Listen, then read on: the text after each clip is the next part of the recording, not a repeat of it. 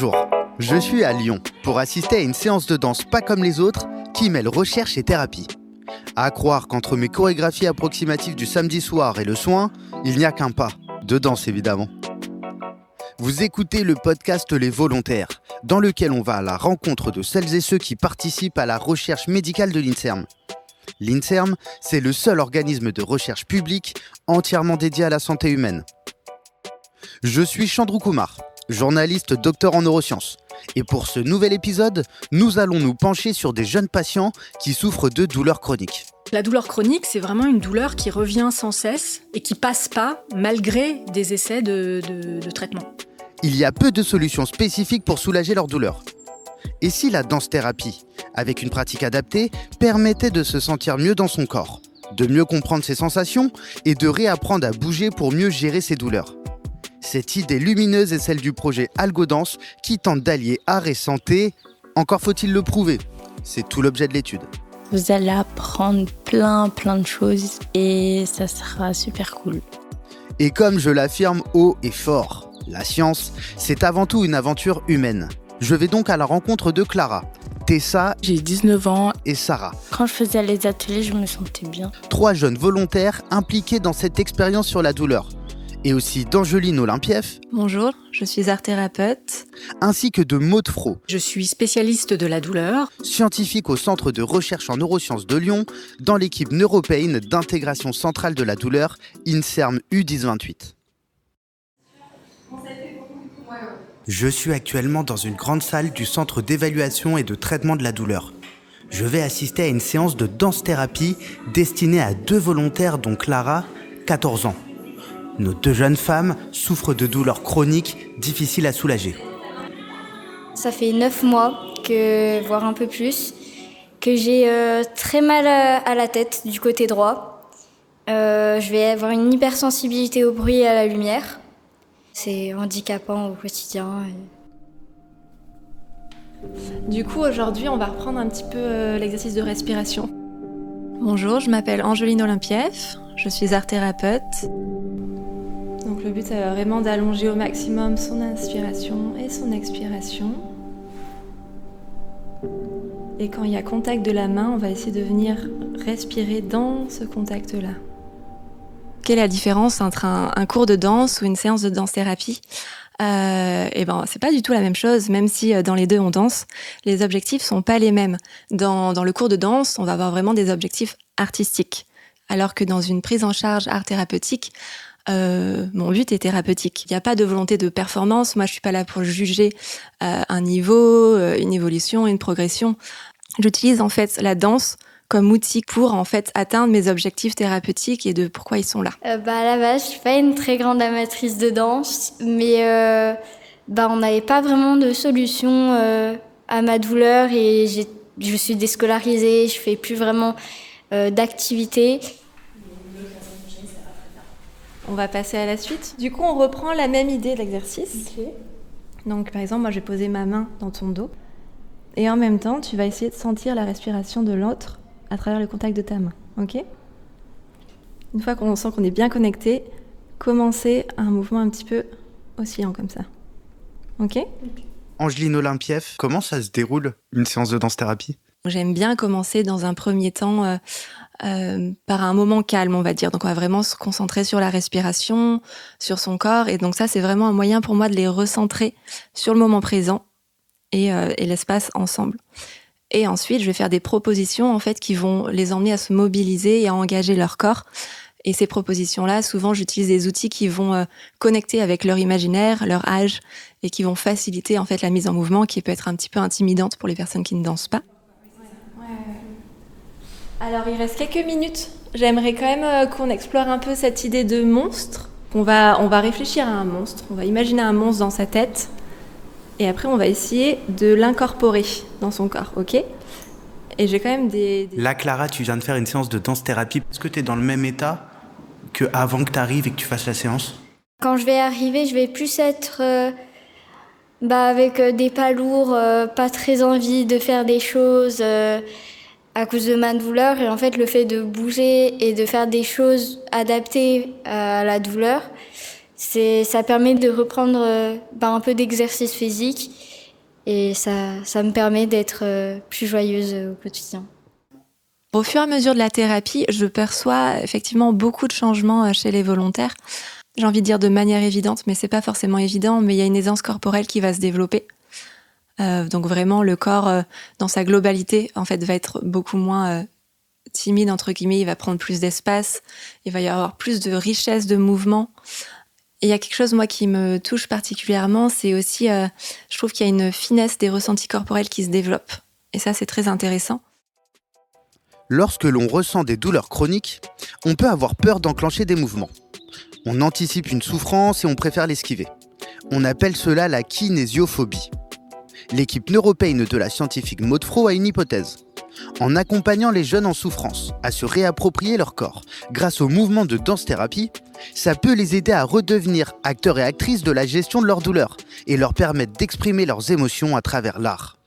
Je m'appelle Maud Fro, je suis chercheuse à l'INSERM, je suis spécialiste de la douleur et je suis la responsable du projet AlgoDance.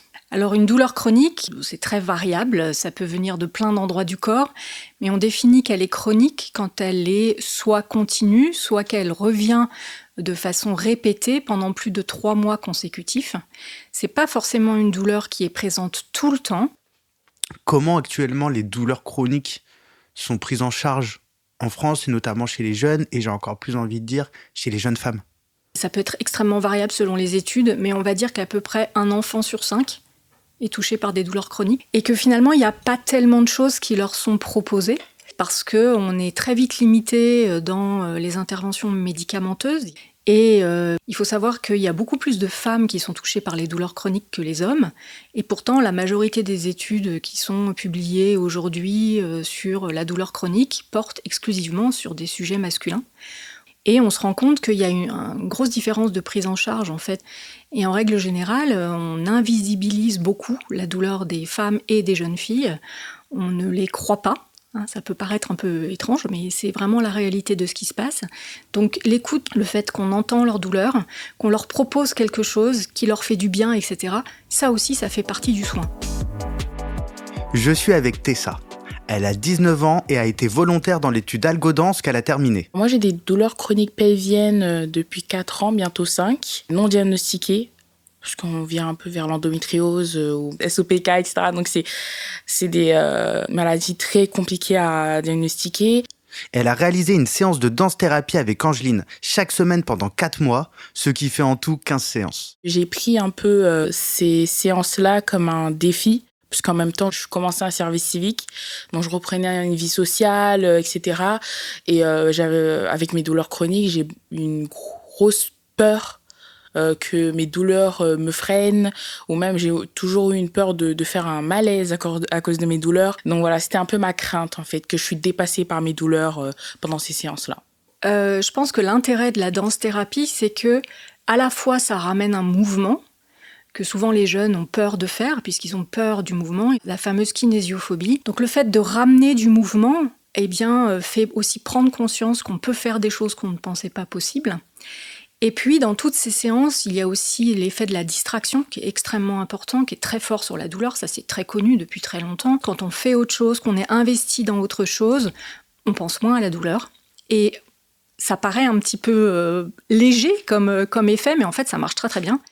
J'ai apprécié de retrouver le côté échappatoire de la danse, où je pense plus à rien, où je me concentre juste de ce qu'on me demande de faire, de me laisser aller. Voilà, il y avait beaucoup ça pendant la séance, de nous laisser aller, de laisser notre corps bouger en mouvement, etc. Donc c'est ça que j'ai beaucoup apprécié. Pendant 6 ans, l'étude AlgoDance va inclure entre 150 à 200 jeunes volontaires séparés en 4 groupes. On a donc un premier groupe de volontaires qui réalise les séances de danse-thérapie. Un autre groupe ne réalise aucune activité, mais remplit les questionnaires. C'est ce qu'on appelle le groupe contrôle.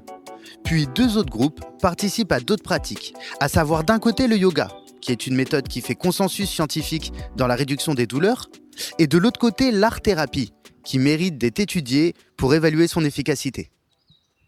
Alors l'idée d'ajouter l'art-thérapie, en fait, c'était justement pour pouvoir comparer différents types de médiation. Notre hypothèse de base, c'est de dire qu'il y a un intérêt à rajouter du mouvement dans une médiation chez des ados douloureux chroniques qui ont peur de bouger.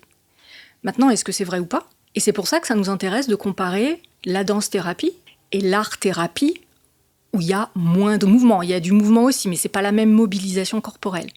Et on enregistre plein de choses, on mesure leur niveau de douleur, leur niveau de fatigue, leur humeur, on leur pose plein de questions, ils remplissent tout un tas de questionnaires pour voir les effets bénéfiques ou pas de ces différents types de séances. Bonjour, j'ai 19 ans. Moi, je suis allée dans l'art-thérapie. Pour terminer cet épisode, je suis avec Sarah. Comme Tessa, elle a terminé ses 15 séances. Quand je faisais les ateliers, je me sentais bien. On discutait beaucoup entre nous, donc ça nous a permis de mieux se connaître. Il y a différentes personnes qui sont comme moi. Ceux qui sont ici, je sais que eux, ils savent ce que je dis. Je me suis fait opérer judo. Ils m'ont ouvert d'en haut jusqu'en bas, du coup j'ai une grosse cicatrice. Ça me fait mal entre le coccyx et le dos. En gros, la cicatrice. Alors, la séance d'art-thérapie, ça va être un peu différent parce que l'art plastique, ça a vraiment la caractéristique d'être beaucoup plus intérieur. Ces séances d'art plastique thérapeutique sont réalisées par Angeline Olympieff, véritable couteau suisse de l'étude algodance. Angeline, elle nous faisait faire des fonds de couleurs. On pouvait choisir la couleur qu'on voulait. Après, pour que la peinture elle devienne liquide, on mélangeait et on avait juste à renverser sur le tableau. On faisait ça avec plein de couleurs. En général, soit ça va être une découverte en fait d'une nouvelle technique, soit ça va être un projet un peu plus personnel et ils vont avoir le choix en fait de la pratique utilisée.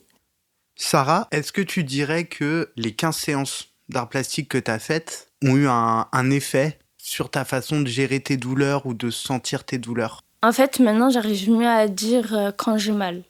Parce qu'avant, j'arrivais pas. J'arrivais pas à dire ma douleur et où vraiment elle se situait. On va pas chercher à soigner les douleurs avec notre protocole, malheureusement. Mais ce qu'on peut leur apporter, c'est à mieux comprendre leur corps, mieux gérer, mieux exprimer leurs émotions.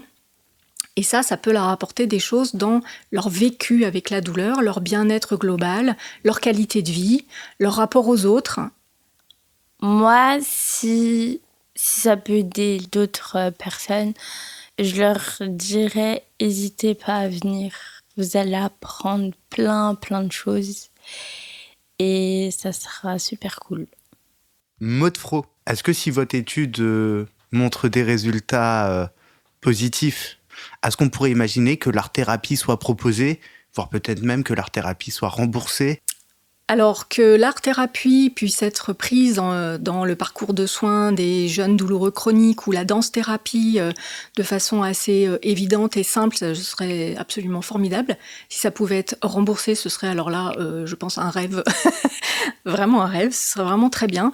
Mais si déjà on arrivait à convaincre l'ensemble des centres antidouleurs de France qu'il y a vraiment un intérêt à proposer des séries de séances comme ça, et pas juste une ou deux séances en fait par-ci par-là, mais vraiment un suivi un petit peu sur un moyen long terme de ces jeunes et qui a un réel effet bénéfique, déjà ce serait complètement gagné, oui. J'ai passé une journée remplie en émotions. Ça me réchauffe le cœur de voir qu'il peut exister des solutions pour des jeunes qui en ont pas forcément et qui ont pris beaucoup de plaisir à participer à une étude scientifique avec un encadrement doux et bienveillant. À très vite pour de nouvelles rencontres scientifiques avec les volontaires. Merci d'avoir écouté cet épisode consacré aux volontaires qui participent à la recherche sur les douleurs chroniques. Les volontaires, c'est un podcast de l'INSERM produit par Maison K-Prod. À bientôt pour de nouvelles aventures et de nouvelles études en recherche médicale. Et si vous avez aimé cet épisode, n'hésitez pas à vous abonner et à le partager autour de vous. Et si vous le pouvez, pensez à nous mettre 5 étoiles sur votre application, ça nous aide vraiment.